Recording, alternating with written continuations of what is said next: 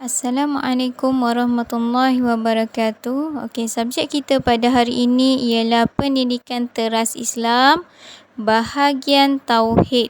Sediakan buku teks pendidikan teras Islam dan juga alat tulis. Okey, sebelum tu kita tengok pada isi kandungan. Okey, pada hari ini kita nak masuk pelajaran ke-8. Tajuknya amalan-amalan yang bertentangan dengan sunnah pada muka surat 31. Okey, kita tengok muka surat 31 ni, pelajaran ke-8. Tajuknya amalan-amalan yang bertentangan dengan sunnah. Okey, kita baca dan faham dulu apa tu pengertian sunnah. Okey, sunnah ialah segala ucapan, perlakuan dan pengakuan Rasulullah SAW. Ianya merangkumi akidah, akhlak dan ibadah, muamalat. Sebagai umat Islam, kita wajib meyakini dan mengamalkan sunnah Rasulullah SAW. Segala bentuk amalan yang bukan daripada Rasulullah SAW adalah dilarang dari melakukannya. Amalan-amalan tersebut juga disebut sebagai bid'ah. Okey, sunnah ni apa? Sunnah ni adalah, yang pertama adalah ucapan. Ucapan tu dalam hadis-hadis yang diriwayatkan oleh sahabat-sahabat. Tu adalah ucapan daripada Rasulullah. Dan juga perlakuan. Dalam hadis tu juga disebutkan tentang perlakuan Rasulullah, tentang perbuatan.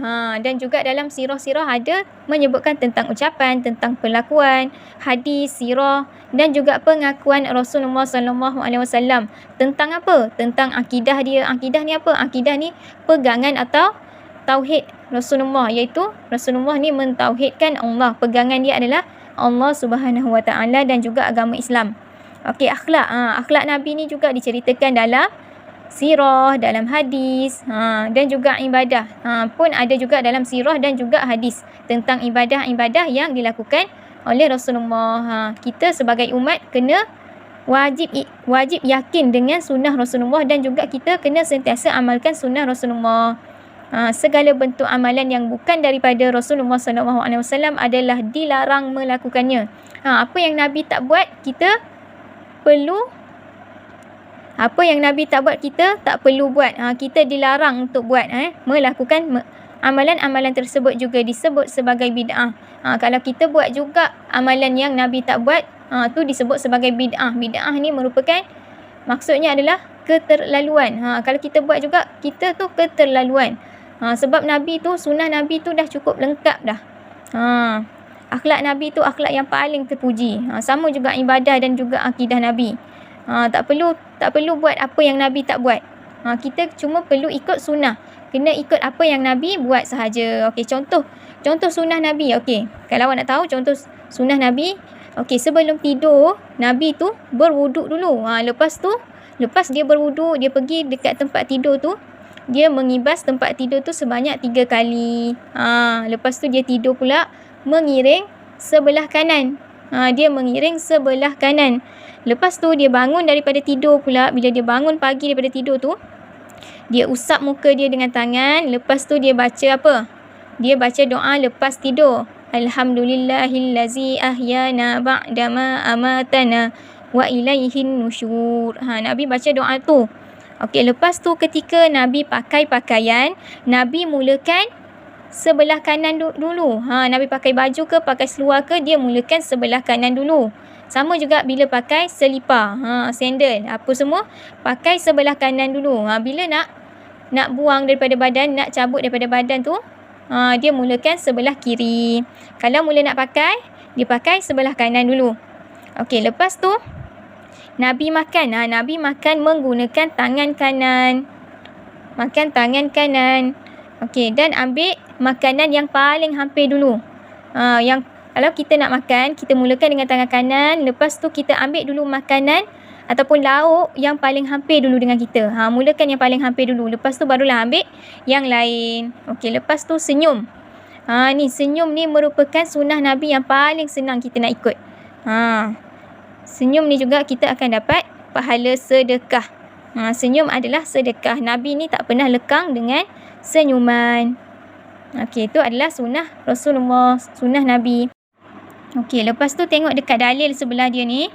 Qala Allah Ta'ala, wa ma atakumur rasulu fakhudhuhu wa ma nahakum anhu fantahu.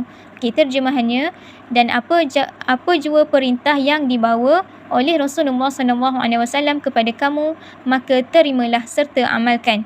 Dan apa jua yang dilarang kamu melakukan, maka patuhilah larangannya. Surah Al-Hashr ayat 7.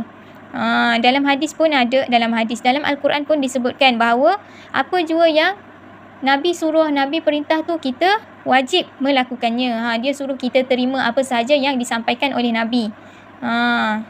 Apa yang ditunjukkan oleh Nabi tu kita kena terima, dan apa juga yang Nabi larang tu kita kena patuhi larangannya. Okey, hindarilah diri kamu daripada melakukan amalan-amalan yang bertentangan dengan sunnah.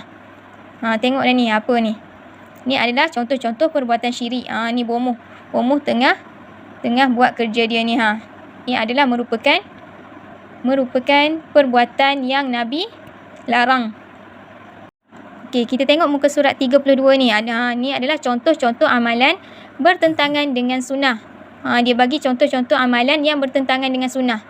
Okey, antara amalan-amalan yang bertentangan dengan sunnah ialah yang pertama, amalan menyekutukan sesuatu dengan Allah, iaitu syirik. Dia menyekutukan sesuatu, kita menyekutukan sesuatu dengan Allah. Kita tak boleh menyekutukan Allah, tak boleh syirik. Okey, contoh perbuatan syirik.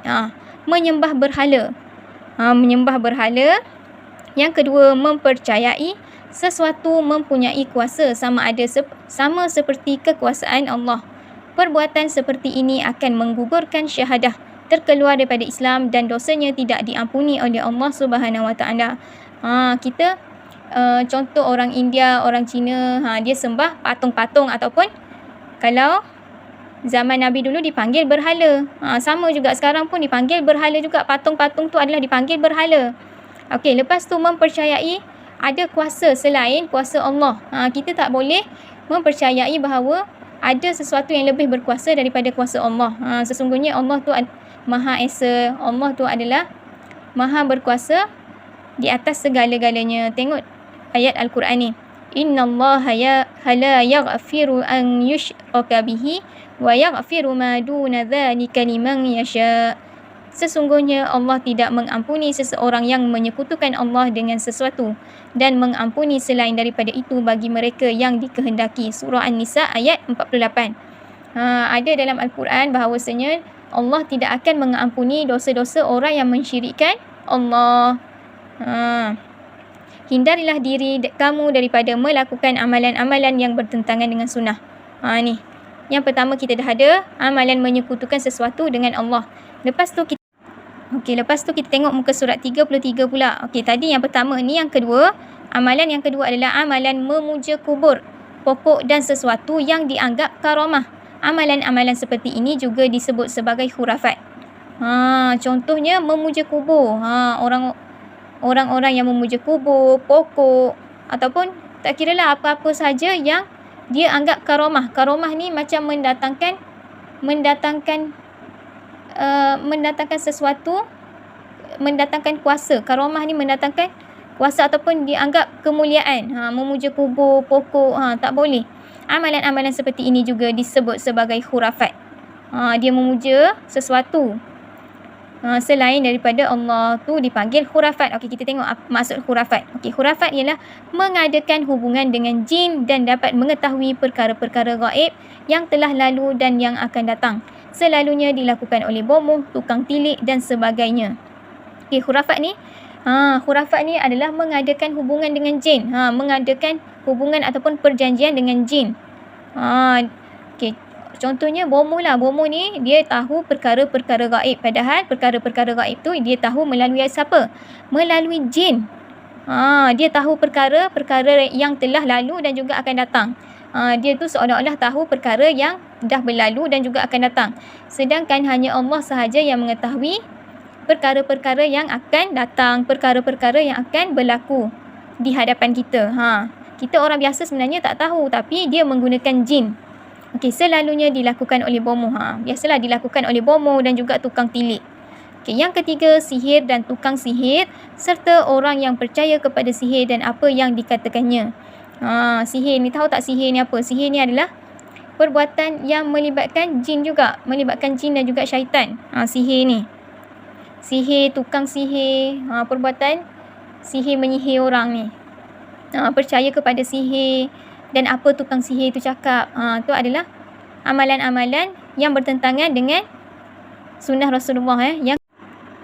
Okey, lepas tu nombor 4, mempercayai tangkal atau azimat. Tangkal ni tangkal ni adalah daripada bomoh juga. Tangkal ataupun azimat yang bomoh-bomoh tu bagi.